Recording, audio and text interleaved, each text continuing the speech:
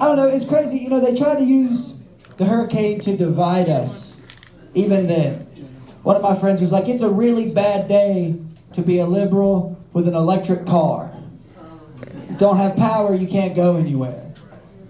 I was like, dude, we don't have roads. I was like, can your gas-powered Nissan Altima fly? I don't know, electric cars are funny to me though. I was actually walking through a parking lot the other day and I saw a Tesla on the charger and I unplugged it.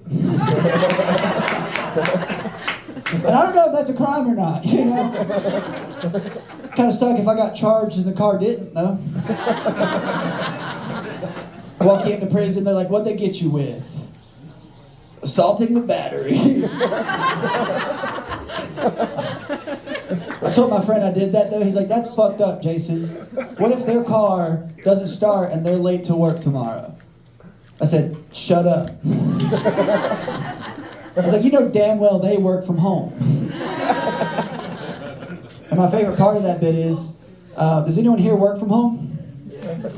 There's 80 white women in this room that over the age of 50. Did you raise your hand? You work from home? That you don't even have a job. Yeah, you don't have a job. What do you drive? A what? Oh shit, never mind. She said Mercedes. Does anyone here drive a Tesla? I just want to get that. You're all lying assholes. That's what y'all are. Our weather's been crazy though lately, you know, like we got a lot of snow, it was really cold. When it snows, I call out of work instantly, like the first drop I see. I don't care how much we get. And my friend was like, I'm not gonna go to work either. I don't want to risk the car. I was like, dude, you're a cop. It's like, that's not even your car, dude. And it's like, there's people out there risking their lives, slipping and sliding, and you have a duty to write them a ticket when they can't come to a complete stop. It actually got so cold that it busted a pipe in my house. Right, I had to do some plumbing. And my house was built in 1920. Yeah. And for those of you who don't know, that's before there were fat people. Yeah.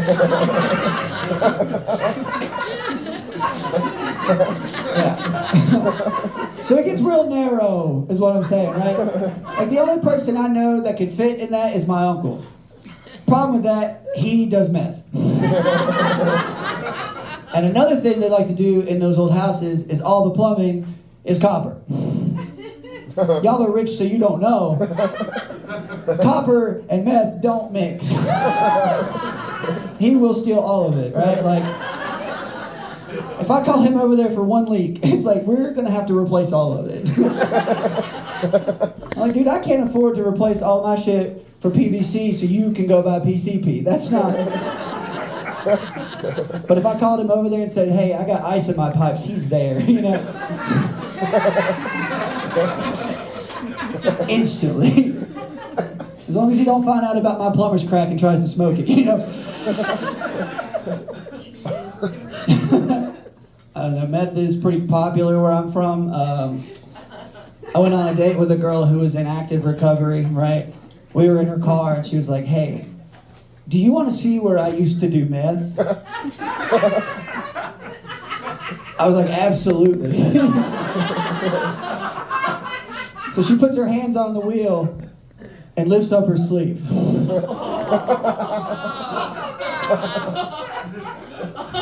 I didn't think that's where we were going. You know?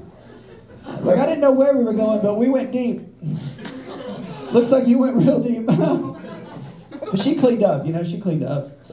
She actually ended up joining the military, which is cool. Yeah. Something I could never do. They tried to recruit me when I got out of high school.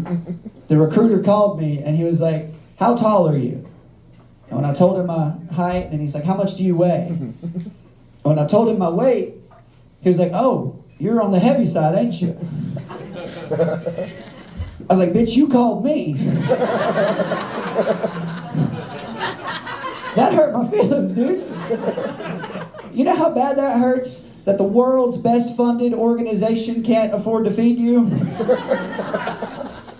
And the recruiter was mean about it too. He would send me memes on my phone. You see the poster that says, you know, we want you to join the United States military. But he would send it, it's like, we want you to put down the fort. Turns out they just need weapons of mass destruction, not mass. I don't know. Food has always been important to me. You know, it's always been, one of my love languages. You know, my girlfriend, she took me out to eat not too long ago for my birthday, and when we got done eating, I couldn't move. You guys ever have that happen? You just can't. And she looked at me and she was like, maybe you have a gluten sensitivity. And I was like, maybe. I said, or it's because I ate 7 hamburgers. I was like, if anything, I'm fucking immune to gluten, dude. That's 14 buns, which is enough to kill half of the white women in this room. I think there's about 40 of you in here. I know. My dad was real big too, you know, and he took me. That was like the fun thing about it, you know. We went to Dollywood when I was a kid, and the first time we went, we didn't get to ride any of the rides because he was too big, right? So we left and we went somewhere more fun. We went to Bush's Baked Bean Factory.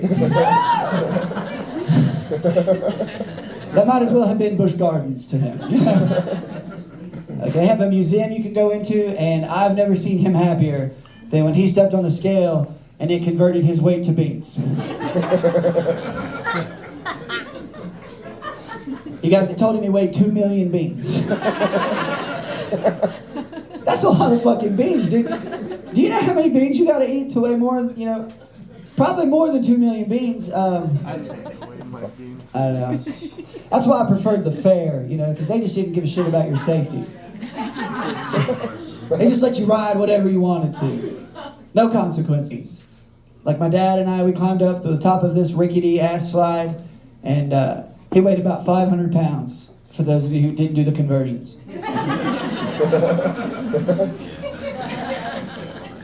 One, two, okay.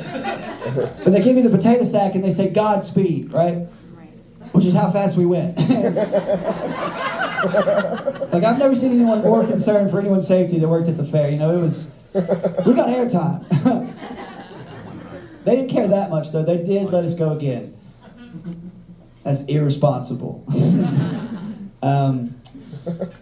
But I did grow up in the South, you know, and one of my friends told me that I have like a pretty thick Southern accent. And I was like, not really, you know. Like, it only comes out with certain family members. Like, it used to be real bad with my dad. He was like, used to be.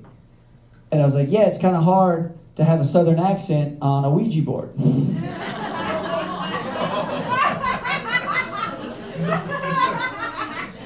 You're laughing way too hard at my dead dad. I'll tell you that right now.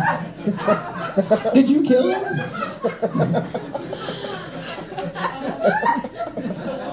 I think it'd be kind of cool, though, if you could have a Southern accent on a Ouija board. It'd be like, where y'all at?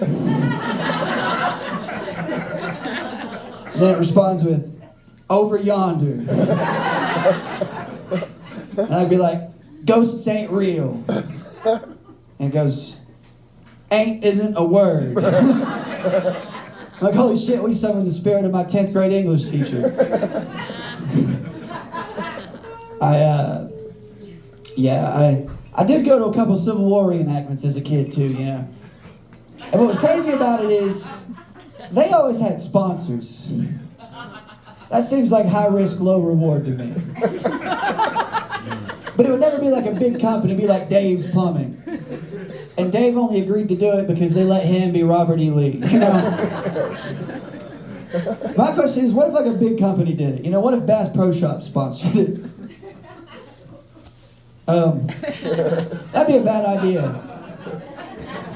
That'd be like if Volkswagen sponsored a World War II reenactment.